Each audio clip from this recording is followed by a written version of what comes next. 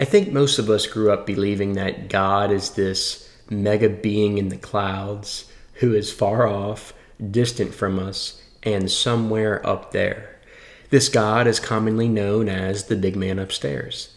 And the only way we could encounter or experience this God was if God decided to come down from heaven to temporarily bless us after we would pray or do good works or sing worship songs or attend church. And then we had this hopeful expectation that one day after death we would make it to heaven so that we could then be in the presence of God. Now, both of these perspectives are rooted in the idea that we are fundamentally separated from God. God is up there in heaven and we are here on earth. And there's this great distance, this large gap between us and the divine. This way of thinking about God has been around for thousands of years, and it was even a topic of discussion during the time of Jesus.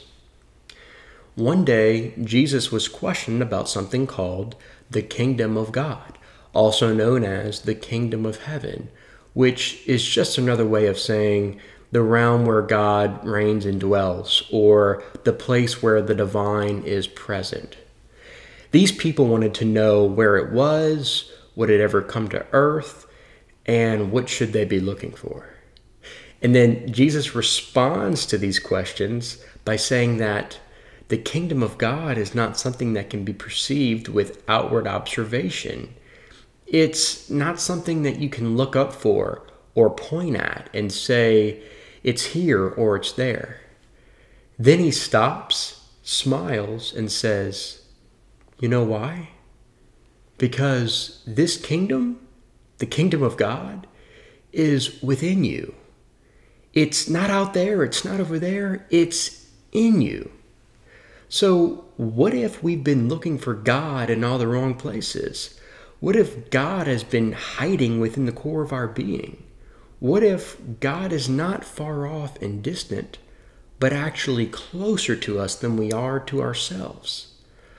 Paul the Apostle, who was a devout follower of Jesus, said that our bodies are temples of the living God.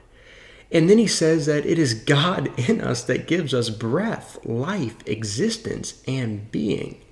And then he writes a letter to the Colossians, and he says that there has been a mystery that has been hidden for ages and generations, but that now this mystery is being revealed. And the mystery is that God is in you. And not just in you, but in everyone. And he calls this revelation the hope of glory. See, I believe that our spiritual predicament is not that God is far off, distant, and separated from us, but rather it is that we have become blinded to something that we've always had. What if God has been hidden within us all along, and all we have to do is look where we least would have expected? It's like looking all around the house for your lost keys that are in your pocket. Everything you could ever ask for, dream for, or believe for exists within the kingdom of God, and this kingdom is inherently within you. So I believe that as we recognize the sacred presence of the divine in ourselves, in our neighbors, in our friends, in our families, and in every single person, we will then collectively bring an end to division, strife, exclusion, comparison, and this us versus them mentality. And then from there, we will bring forth union, peace, inclusion, equality, unconditional love, acceptance, and reverence for every human being. Jesus said that there would be a day when we would realize that we are one with God and one with each other, and that this realization would transform the world. Not only that, but many other wise teachers, saints, and mystics from the great spiritual traditions have been saying this for centuries. And in more recent times, modern physics has revealed that the reality of the universe is union, not separation. This paradigm of separation consciousness is merely an illusion created by the mind. It's not reality. Albert Einstein said that the greatest tragedy of human existence is the illusion of separation.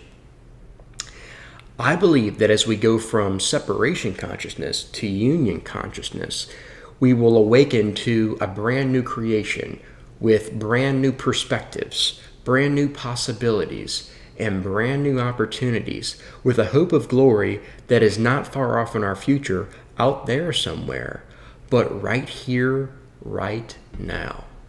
God is near, God is here, and God is in you. The great I Am, the creator of all things, who fills everything in every way, the Alpha and the Omega, dwells eternally in the deepest part of your being. Imagine what can happen if we start looking within.